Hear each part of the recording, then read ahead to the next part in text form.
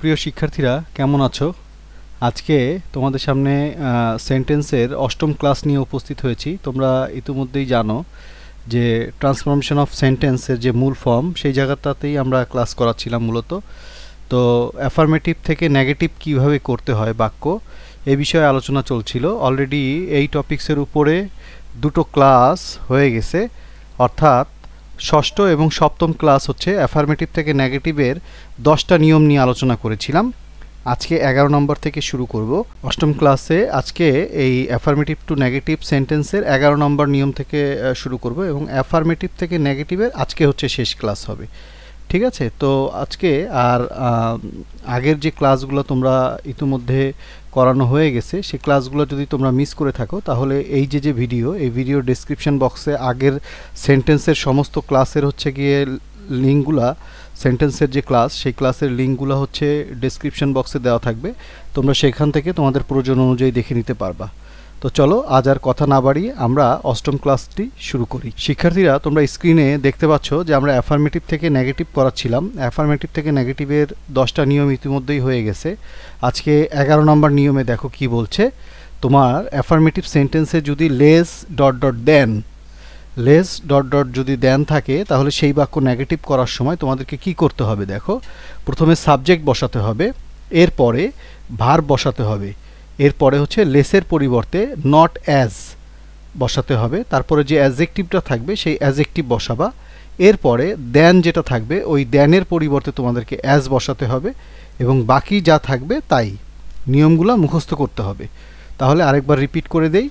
তোমাদেরকে প্রথমে বাক্যের সাবজেক্ট বসাতে হবে। যদি বাক্যের লেস ডট ডট দেন থাকে তাহলে প্রথমে সাবজেক্ট বসাতে হবে, এরপরে তোমাদেরকে ভার্ব বসাতে হবে, লেসের পরিবর্তে তোমাদেরকে নট অ্যাজ বসাতে হবে, অ্যাডজেক্টিভ বাক্যে যেটা দেওয়া থাকবে সেই অ্যাডজেক্টিভটা বসাতে হবে এবং দ্বিতীয় যে দেন থাকবে সেই দেনের পরিবর্তে তোমাদেরকে অ্যাজ বসাতে হবে এবং বাকি সব নিয়ম একই রকম বসবে। বাকি যে বাক্যের বাকি যে বিষয়গুলো থাকবে সেগুলো একইভাবে বসবে। যেমন দেখো উদাহরণে, he is less ugly than you said. He is less ugly than you said. তাহলে বাক্যে লেস ডট ডট দেন আছে দেখো। তাহলে বাক্যটা যদি তুমি নেগেটিভ করতে চাও তাহলে তোমাদেরকে কি করতে হবে দেখো। প্রথমে বাক্যের সাবজেক্ট হি বসালে, এরপরে ভার্ব ইজ বসাইলে, তারপর হচ্ছে লেস পরিবর্তন হয়ে সেখানে বসলো হচ্ছে নট অ্যাজ, এরপরে দেখো অ্যাডজেক্টিভ আগলি বসলো, এরপরে হচ্ছে দেন উঠে গিয়ে সেখানে হচ্ছে কি একটা অ্যাজ বসলো, তারপর হচ্ছে ইউ সেড, যেভাবে আছে সেইভাবে। অর্থাৎ he is not as ugly as you shed.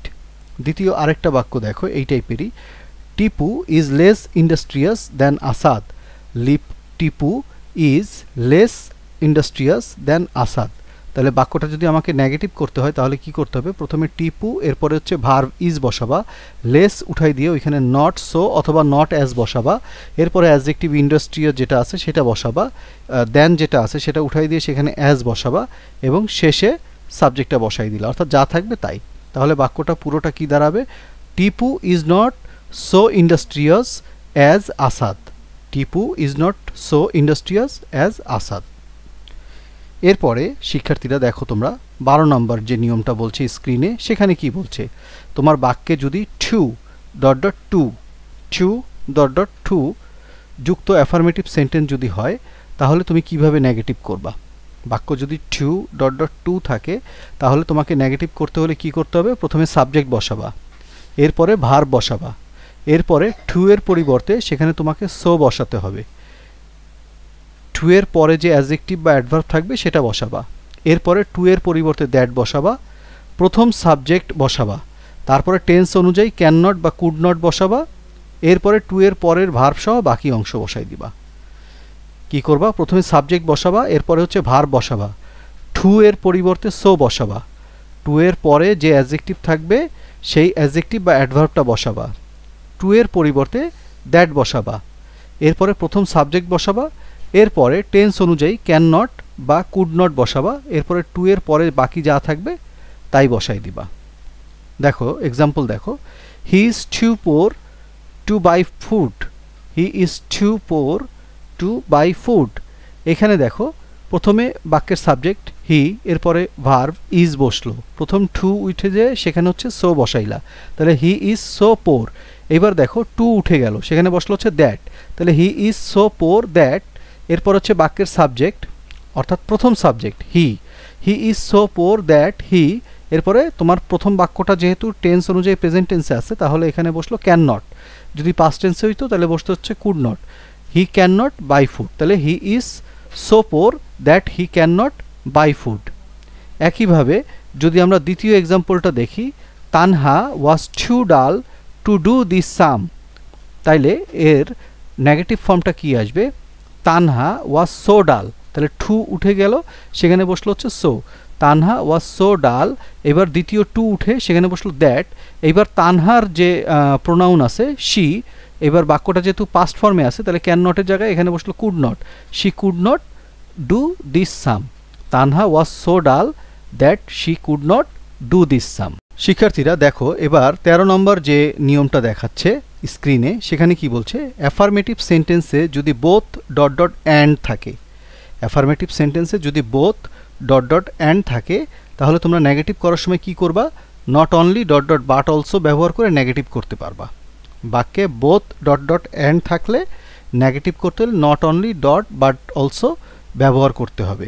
একইভাবে যদি বাক্যে শুধুমাত্র অ্যান্ড থাকে তাহলেও তোমরা not only dot dot but also ব্যবহার করে অ্যাফার্মেটিভ সেন্টেন্সকে নেগেটিভ করতে পারবা, কিন্তু সেক্ষেত্রে দ্বিতীয় সাবজেক্ট অনুযায়ী কিন্তু ভার্ব বসবে। বাক্যে যদি শুধুমাত্র অ্যান্ড থাকে এবং সেই বাক্য যদি তোমরা নেগেটিভ করো নট অনলি বাট অলসো ব্যবহার করে, তাহলে তোমাদের কাজ হবে হলো দ্বিতীয় সাবজেক্ট অনুযায়ী তোমাদেরকে বাক্যে ভার্ব বসাতে হবে।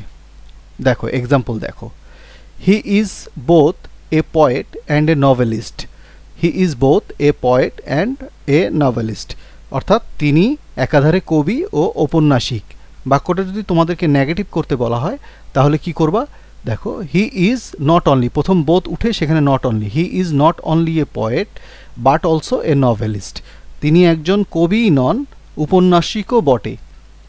2 নম্বর নিয়মটা দেখো, both Riya and Swapna have done it, both Riya and Swapna have done it, তাহলে বাক্যটা যদি তুমি নেগেটিভ করো তাহলে কি হবে, নট অনলি রিয়া, শুধুমাত্র রিয়াই নয়, but also Swapna has done it. দেখো এখানে দ্বিতীয় সাবজেক্ট অনুযায়ী তোমাদের অক্সিলারি ভার্বটা বসছে। প্রথম বাক্যে বোথ রিয়া অ্যান্ড স্বপ্না দুইজন সাবজেক্টকেই ধরে অক্সিলারি ভার্ব হ্যাভ বসানো হয়েছিল, কিন্তু নেগেটিভ বাক্যে not only Riya but also Swapna, অর্থাৎ দ্বিতীয় যে সাবজেক্টটা সেটা অনুযায়ী কিন্তু অক্সিলারি ভার্ব হ্যাজ বসছে, হ্যাজ ডান ইট। একইভাবে 3 নম্বর, যেটা একদম আমরা শেষ নিয়মে বলেছিলাম যে বাক্যে অ্যান্ড থাকলেও তোমরা নট অনলি বাট অলসো ব্যবহার করে নেগেটিভ করতে পারবা। যেমন দেখো, Jyoti and Rita are watching TV, Jyoti and Rita are watching TV, এখানে শুধুমাত্র অ্যান্ড দিয়ে কিন্তু অ্যাফার্মেটিভ বাক্যটা আছে। নেগেটিভ করতে হলে কি করতে হবে, not only Jyoti, not only Jyoti but also Rita. এখানে দেখো প্রথম যে বাক্যটা দেওয়া আছে সেখানে জ্যোতি অ্যান্ড রীতা সাবজেক্ট ধরে বাক্যে অক্সিলারি ভার্ব আর ব্যবহার করা হয়েছে, কিন্তু আমাদের যেটা উত্তর নেগেটিভ বাক্য সেটাতে not only Jyoti but also Rita, এখানে দ্বিতীয় সাবজেক্ট কিন্তু রীতা, এই জন্য এখানে দুটো সাবজেক্ট আর না, দুটো সাবজেক্ট অনুযায়ী অক্সিলারি ভার্ব আর না বসিয়ে এখানে রীতার অনুযায়ী রীতাকে সাবজেক্ট ধরে অক্সিলারি ভার্ব ইজ বসানো হয়েছে, not only Jyoti but also Rita is watching TV. 14 নম্বর নিয়ম যেটা বলছে স্ক্রিনে কি দেখাচ্ছে দেখো, অ্যাফার্মেটিভ সেন্টেন্সে ম্যানি থাকলে নট এ ফিউ, যদি এ ফিউ থাকে তাহলে নট ম্যানি, মাছ থাকলে নট এ লিটল, এ লিটেলের পরিবর্তে নট মাছ বসিয়ে নেগেটিভ করতে হবে। খেয়াল রাখবা, এটা মুখস্থ করার বিষয়। অ্যাফার্মেটিভ সেন্টেন্সে যদি ম্যানি থাকে তাহলে তোমরা নেগেটিভ করার সময় নট এ ফিউ, বাক্যে যদি এ ফিউ থাকে তাহলে নট ম্যানি, বাক্যে যদি মাছ থাকে তাহলে নট এ লিটল, বাক্যে যদি এ লিটল থাকে তাহলে নট মাচ বসিয়ে তোমাদেরকে নেগেটিভ করতে হবে। উদাহরণ দেখো, I have much money, I have much money, তাহলে তোমাদেরকে এটা নেগেটিভ করার সময় কি করতে হবে, আই হ্যাভ তো বসলো, আই হ্যাভ বসলো, এবার মাছের পরিবর্তে নট এ লিটল, তাহলে I have not a little money, I have not a little money. একইভাবে দেখো, A R Khan has many followers, many থাকলে কি করতে হবে, ম্যানি থাকলে করতে হবে নট এ ফিউ, অর্থাৎ A R Khan has not a few followers, A R Khan has not a few followers, এখানে নট এ ফিউ বসছে, ম্যানির কারণে নট এ ফিউ বসছে। একইভাবে যদি বাক্যটা এরকম হয় he gives me much water, he gives me much water, এখানে মাস থাকার কারণে তোমাদেরকে কি করতে হবে, নট এ লিটল, অর্থাৎ he does not give me a little water, he does not give me, he gives me much water. এখানে এই হি গিভসটাকে নেগেটিভ ফর্মে নিয়ে গেলা, he does not give me, এবার মাছের জায়গায় এ লিটল ওয়াটার। দেখো স্ক্রিনে 15 নম্বর নিয়ম যেটা, এটাতে কি বলছে, অ্যাফার্মেটিভ সেন্টেন্সকে নেগেটিভ করার সময় টেন্স ও পার্সন অনুযায়ী ভার্বকে নেগেটিভ করে এর পরের শব্দটি বিপরীতার্থক করেও নেগেটিভ করা যায়। অ্যাফার্মেটিভ সেন্টেন্সকে যদি তুমি নেগেটিভ করতে চাও তাহলে টেন্স এবং পার্সন অনুযায়ী ভার্বটাকে তোমরা প্রথমে নেগেটিভ করবা, করার পরে এর পরে যে শব্দটা থাকবে সেই শব্দটার বিপরীতার্থক শব্দ করলে সেটাও নেগেটিভ বাক্য হয়ে যাবে। যেমন Kamran is an active boy, Kamran is an active boy, এখানে তোমরা যদি নেগেটিভ করো তাহলে কামরান ইজ নট, দেখো ভার্ব এবং টেন্স এবং পার্সন অনুযায়ী আমরা করলাম কি, এটাকে নেগেটিভ করে দিলাম। কামরান ইজ নট অ্যান, অ্যাক্টিভের যে বিপরীত শব্দ inactive, Kamran is not an inactive boy. প্রথম বাক্যে বলা হয়েছিল কামরান হলো একটা অ্যাক্টিভ ছেলে, কর্মতৎপর ছেলে, আরেকটাই বলা হচ্ছে কামরান অকর্মতৎপর ছেলে নয়, তার মানে কি কর্মতৎপর ছেলে। এরপরে 16 নম্বর যে নিয়মটা দেখো, অ্যাফার্মেটিভ সেন্টেন্সটি যদি ইউনিভার্সাল ট্রুথ অর্থাৎ চিরন্তন সত্য, সায়েন্টিফিক ট্রুথ অর্থাৎ বৈজ্ঞানিক সত্য, হিস্টোরিক্যাল ট্রুথ যদি ঐতিহাসিক সত্য হয় এবং প্রবাদ বাক্য হয়, তবে ভার্বের টেন্স ও পার্সন অনুযায়ী এটাকে নেগেটিভ করা যাবে না, এটাকে নেগেটিভ ইন্ট্রোগেটিভ করতে হবে, এটাকে নেগেটিভ করা যাবে না, নেগেটিভ ইন্ট্রোগেটিভ করতে হবে। অর্থাৎ অ্যাফার্মেটিভ সেন্টেন্সটি যদি ইউনিভার্সাল ট্রুথ, সায়েন্টিফিক ট্রুথ অর্থাৎ বৈজ্ঞানিক সত্য, হিস্টোরিক্যাল ট্রুথ যদি ঐতিহাসিক সত্য এবং প্রবাদ বাক্য হয় তাহলে সেটাকে সরাসরি নেগেটিভ করা যাবে না, ভার্বের টেন্স এবং পার্সন অনুযায়ী নেগেটিভ ইন্ট্রোগেটিভ করতে হবে, নেগেটিভ ইন্ট্রোগেটিভ করতে হবে। যেমন দেখো প্রথমে একটা প্রবাদ বাক্য দেওয়া আছে, charity begins at home, charity begins at home, দেখো এটাকে যদি আমাদের নেগেটিভ করতে হয় সরাসরি নেগেটিভ করতে পারবা না, এটাকে তোমাদের নেগেটিভ ইন্ট্রোগেটিভ করতে হবে। Doesn't charity begin at home, doesn't charity begin at home.